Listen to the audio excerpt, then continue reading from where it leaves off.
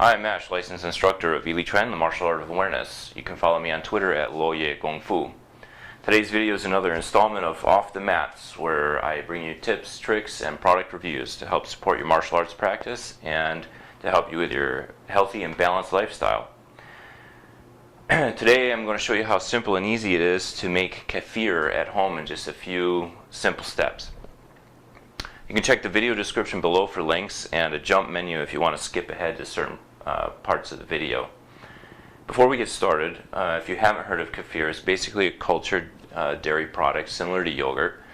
Most people in the US call it kefir, but it should be pronounced a bit more like kefir.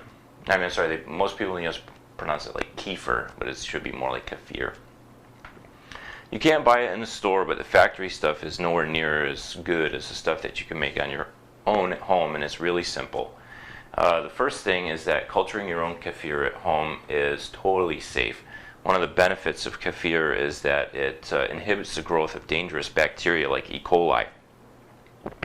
There can be a lot of benefits to consuming fermented products like kefir, from improved digestion to regulation of a healthy immune system. There's a lot of research that shows that a healthy immune function is based in large part on the health of your gut, and a healthy gut needs lots of beneficial microorganisms like the ones found in kefir. Unlike yogurt, which only has a few different varieties of bacteria, kefir can have more than 30 different types of bacteria and yeasts. Fermenting foods before you drink them can also help improve the level of the availability of the nutrients that are in the food, and it will also, in this case, help process the lactose. So if you're lactose intolerant, it can help. As long as I keep up on kefir as a regular part of my diet, I notice I have much better digestion overall, a lot less gnarly gas, and I get far fewer colds.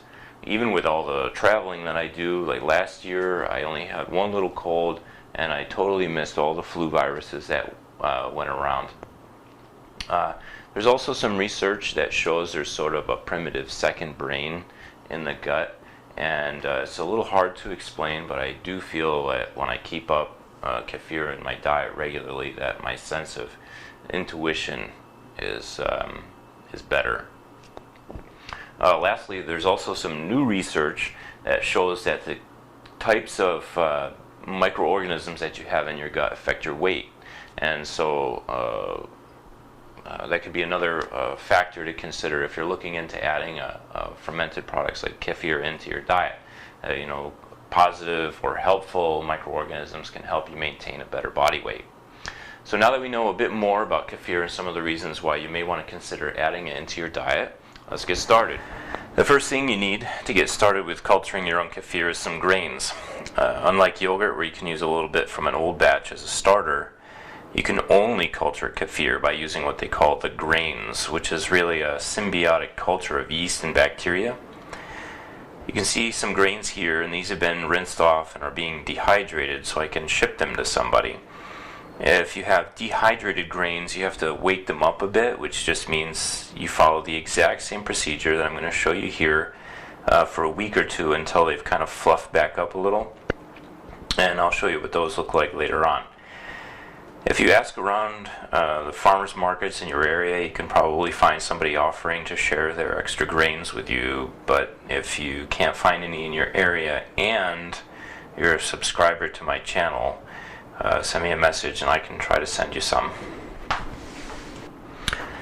So now that you have some grains, you need just a few things to get started. You need an empty glass jar to culture in, a coffee filter to cover the jar after it's full, a rubber band to hold the filter on the jar, and some fresh milk.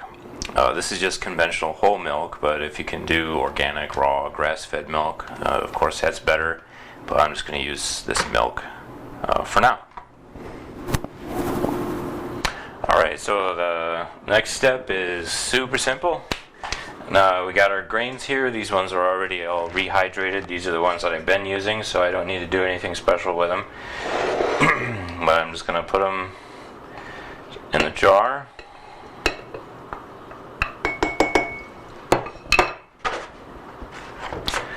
Top the jar off with milk.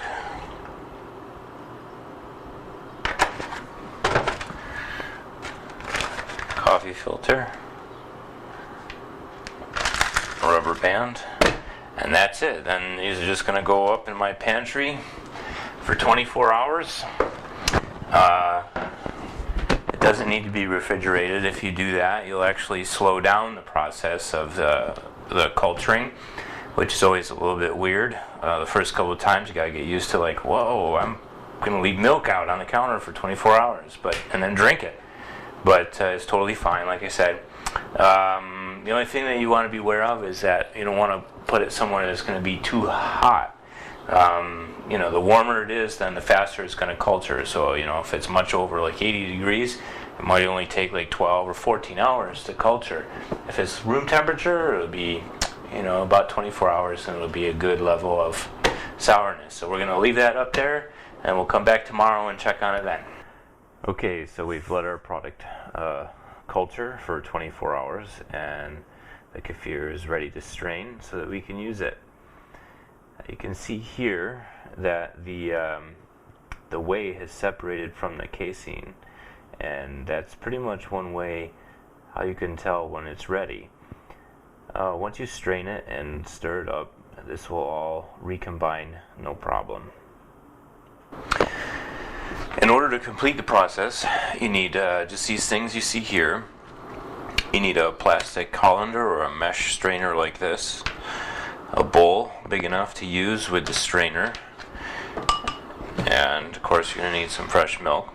Just put the strainer in the bowl and dump the finished kefir in, and then just shake the strainer a little bit to agitate it through. Some people like to use a wooden spoon to try and force it through, but I think it's just as fast to do it with just shake it. One thing is you don't want to use any metal. The microorganisms tend to react badly with the metal, and some people have said their grains have even died. And then once you have strained it all through, this is what you'll get.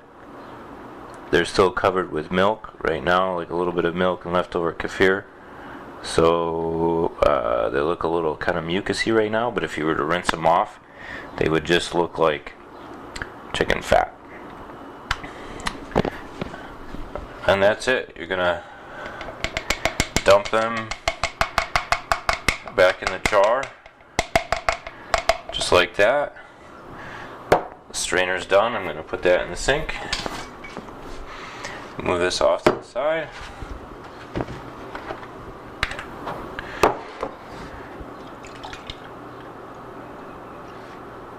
And just refill with milk. Cover with your coffee filter. And you can put that back in the pantry for next time. Okay, two last points are, one, the culture is alive, so you kind of have to treat it like a pet. It pretty much needs to be fed every day.